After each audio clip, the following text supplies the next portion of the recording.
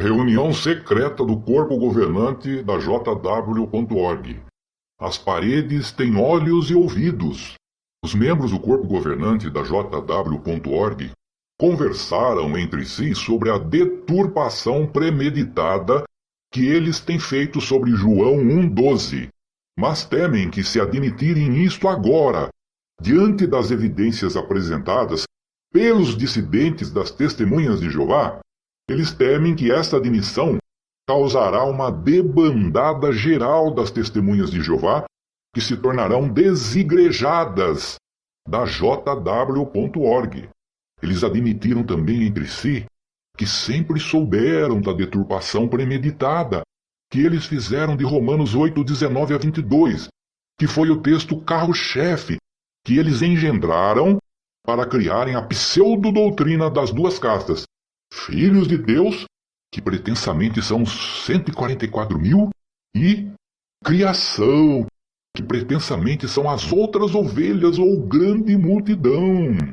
O texto carro-chefe que era frisado era o texto de Romanos 8:19, que foi tema de um livro de capa vermelha da década de 70, que era intitulado A Liberdade dos Filhos de Deus, onde frisavam que a liberdade dos filhos de Deus começou com os cristãos ungidos de 1919, lá na gráfica de Brooklyn, quando neste ano de 1919, o Jesus invisível deles os libertou da Babilônia a Grande, e só eles é que teriam a vida eterna no céu, junto com Jesus Cristo, e que só eles faziam parte dos 144 mil. E a criação seriam as demais milhões de testemunhas de Jeová, que eram as outras ovelhas, ou grande multidão de testemunhas de Jeová que teriam a vida eterna aqui na terra.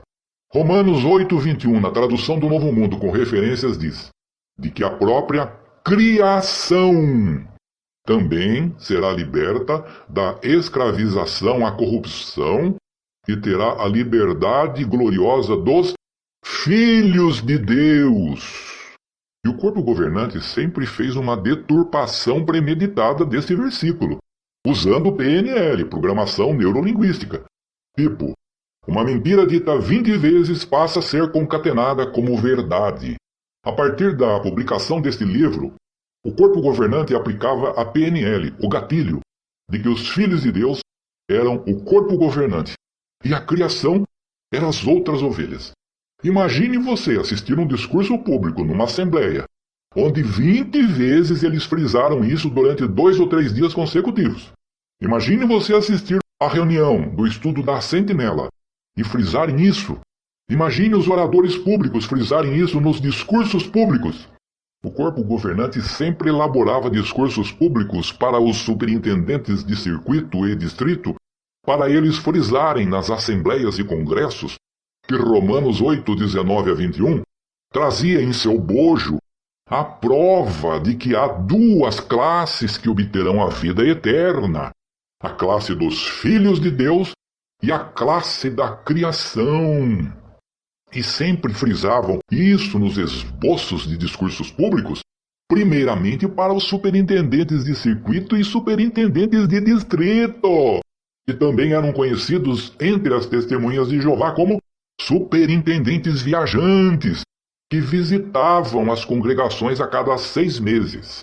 Porém, o corpo governante já sabia e temia de antemão que, se uma testemunha de Jeová mais atenta e mais perspicaz perguntasse sobre Romanos 8:22 e insistisse em obter uma resposta convincente sobre Romanos 8:22, esta doutrina seria destruída em pó miúdo, que se espalharia pelo vento e desapareceria para sempre.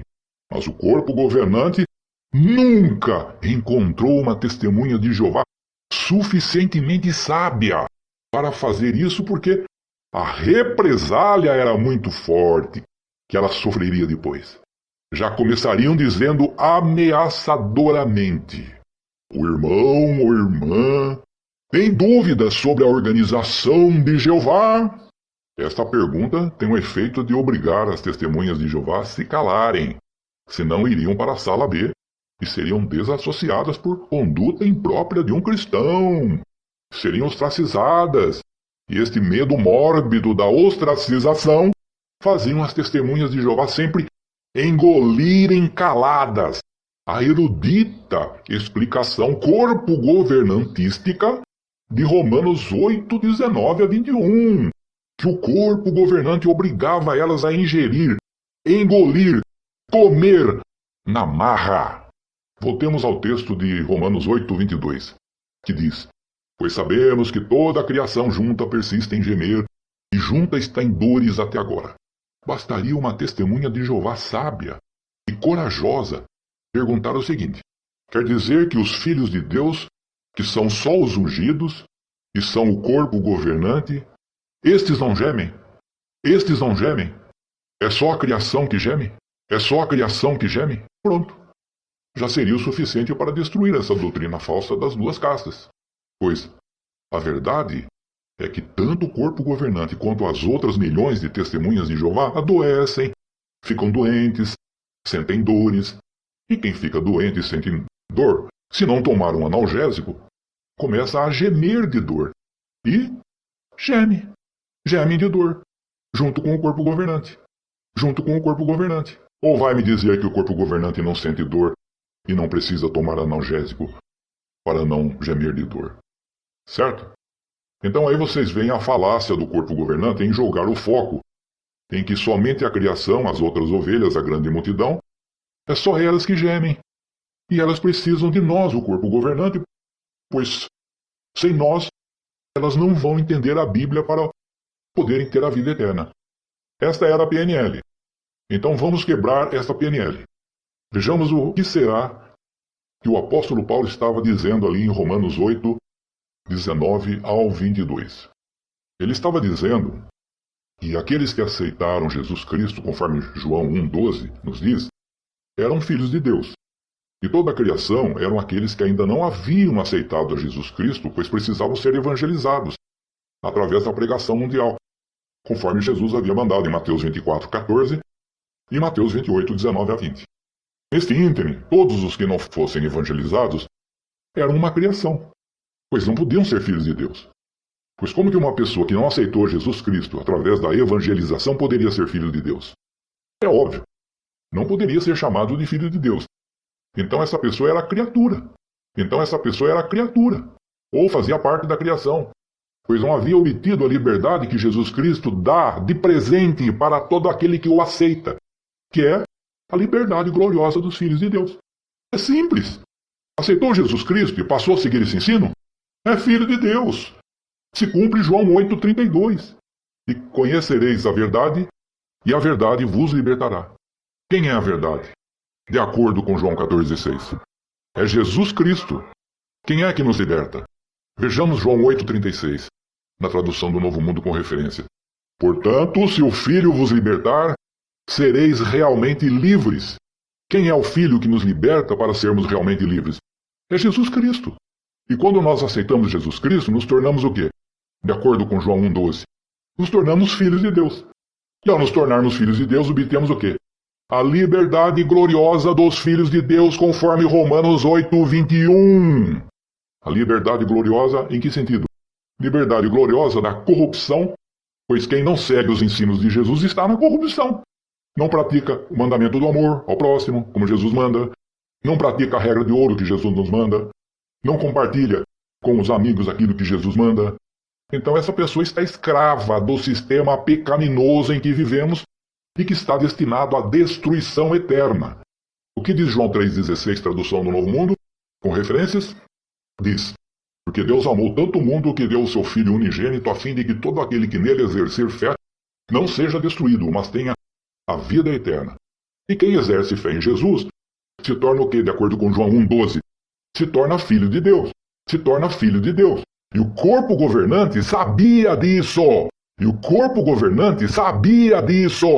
Mas se ele explicasse esta verdade, ele perderia os trabalhadores gratuitos para manter a empresa JW.org. Sim, uma empresa disfarçada, mas é empresa.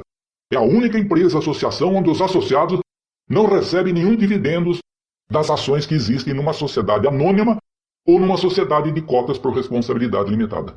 É uma empresa velada que agora transforma dinheiro de bens imóveis, salões do reino e salões da Assembleia, em outros bens imóveis que são vendidos por baixo do pano, disfarçadamente, e todos ficam calados. Mas voltando ao assunto, então o apóstolo Paulo estava dizendo que enquanto as pessoas não aceitassem o evangelho ou as boas novas sobre Jesus, elas continuariam escravas da corrupção como criaturas, pois não poderiam ser filhas de Deus, se não aceitassem a Jesus conforme João 12. Mas a partir do momento em que tais pessoas fossem abordadas com o evangelho ou boas novas e aceitassem os ensinos de Jesus, estas pessoas passariam a usufruir a liberdade gloriosa dos filhos de Deus, conforme Romanos 8:21. Então qual é a sua conclusão? O corpo governante tem usado de falácia por inculcar que milhões de testemunhas de Jeová não podem ser filhas de Deus se não forem ungidas dos 144 mil, que só o corpo governante atualmente tem esta presunção de afirmar que só eles são agraciados para serem filhos de Deus e, por tabela, criar uma sensação velada de inferioridade nestas milhões de testemunhas de Jeová. Para quê? Para que continuem plenamente submissas a todos os caprichos e ensinos falsos do corpo governante, mesmo que eles estiverem errados. Pois, se só eles são filhos de Deus, então eles são os maiorais, e as demais milhões de testemunhas de Jeová têm que obedecê-los. Senão, perderão a vida eterna, pois eles criaram a presunção de serem a voz de Jesus aqui na terra, nunca mentiram e nunca mentem. Isso me faz lembrar um psiquiatra que disse que os psicopatas sempre afirmam que nunca mentem. E certa vez, o corpo governante publicou que o diabo é um doente mental tipo psicopata. Interessante, né? Seria mera coincidência? Agora vejamos mais exemplos do contexto de Romanos capítulo 8, que destroem a falácia do corpo governante em ter criado duas castas de cristãos aí em Romanos capítulo 8. Leiamos Romanos 8,14, tradução do Novo Mundo com referências. Porque todos os que são conduzidos pelo Espírito de Deus, estes são filhos de Deus. Será que uma pessoa que se diz ser uma das milhões de testemunhas de Jeová, que vai de casa em casa pregar as boas novas do reino, não se considera conduzida pelo Espírito de Deus? Será que uma pessoa que se diz ser uma das milhões de testemunhas de Jeová, que vai de casa em casa pregar as boas novas do reino, não se considera conduzida pelo Espírito de Deus? O que é o Espírito de Deus?